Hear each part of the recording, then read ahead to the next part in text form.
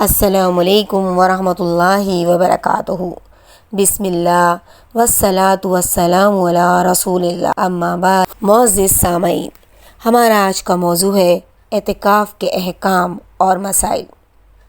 اعتکاف ایک عظیم عبادت ہے جس میں بندہ مومن دنیا کی مصروفیات کو ترک کر دیتا ہے اور اپنے رب کو راضی کرنے میں مصروف ہو جاتا ہے۔ اسے ہر لمحہ یہی فکر رہتی ہے کہ کس عمل کے ذریعے وہ اپنے رب کا قرب حاصل کرے۔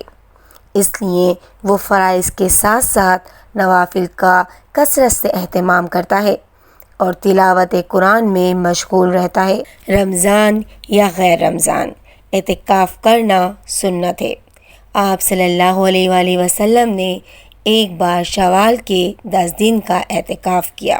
حضرت عمر رضی اللہ تعالیٰ عنہ نے رسول اللہ صلی اللہ علیہ وآلہ وسلم سے عرض کیا، اے اللہ کے نبی صلی اللہ علیہ وآلہ وسلم، میں نے جاہلیت میں مسجد حرام میں ایک رات کی نظر مانی تھی جسے ابھی تک پوری نہیں کر سکا۔ آپ صلی اللہ علیہ وآلہ وسلم نے فرمایا، اپنی نظر کو پورا کرو، اور عمر رضی اللہ تعالیٰ عنہ نے ایک رات کا اعتکاف کیا۔ اعتکاف ہم سے پہلے امتوں کے لیے بھی تھا، فرمانے ربی ہے۔ ہم نے ابراہیم اور اسماعیل سے وعدہ لیا کہ تم میرے گھر کا طواف کرنے والوں اور اعتکاف کرنے والوں اور رکوع اور سجدہ کرنے والوں کے لیے پاک صاف رکھو۔ اعتکاف کون سی مسجد میں کرنا صحیح ہے؟ امام بخاری رحمہ اللہ ہر مسجد میں اعتکاف کرنے کو صحیح مانتے ہیں۔ جمہور علماء بھی اسی بات کے قائل ہیں، جبکہ امام ابو حنیفہ رحمہ اللہ اور امام احمد بن حنبل رحمہ اللہ اعتکاف کے لیے ایسی مسجد کی شرط لگاتے ہیں جس میں باجماعت نماز کا اہتمام ہو۔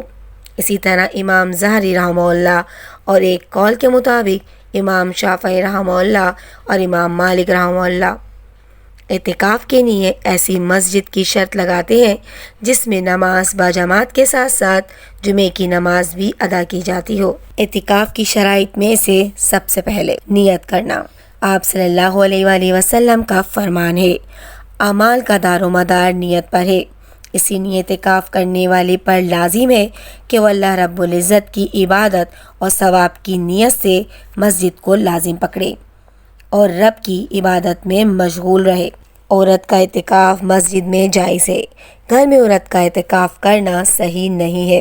اعتکاف کے لیے طہارت شرط ہے۔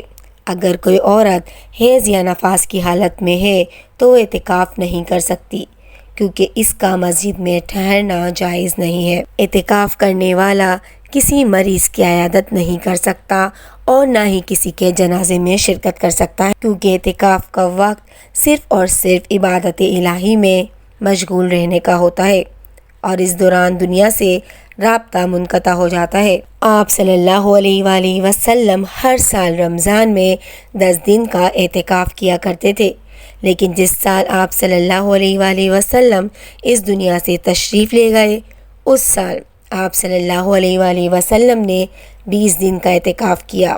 یہ حدیث صحیح بخاری کی ہے۔ عائشہ رضی اللہ تعالی عنہا فرماتی ہیں کہ رمضان کے آخری عشرے کا اعتکاف کے اوقات میں سب سے بہتر وقت ہے۔ حدیث قدسی ہے، میرا بندہ جب میری پسندیدہ اور فرض کردہ کسی چیز کے ساتھ میرا قرب حاصل کرتا ہے، اور جب میرا بندہ نوافل کے ساتھ میرا قرب حاصل کرتا ہے تو میں اس سے محبت کرنے لگتا ہوں، اور جب میں اس سے محبت کرنے لگوں تو میں اس کا کان بن جاتا ہوں جس سے وہ سنتا ہے، اور آنکھ بن جاتا ہوں جس سے وہ دیکھتا ہے، اور اس کا ہاتھ بن جاتا ہوں جس سے وہ پکڑتا ہے، اور اس کی ٹانگ بن جاتا ہوں جس سے وہ چلتا ہے، اور اگر وہ مجھ سے مانگے تو میں اسے دیتا ہوں، اور وہ میری پناہ میں آنا چاہے تو میں اسے پناہ دیتا ہوں۔ اللہ رب العزت ہم سب کو احکام الہی پر عمل کرنے کی توفیق عطا فرمائے، آمین یا رب العالمین۔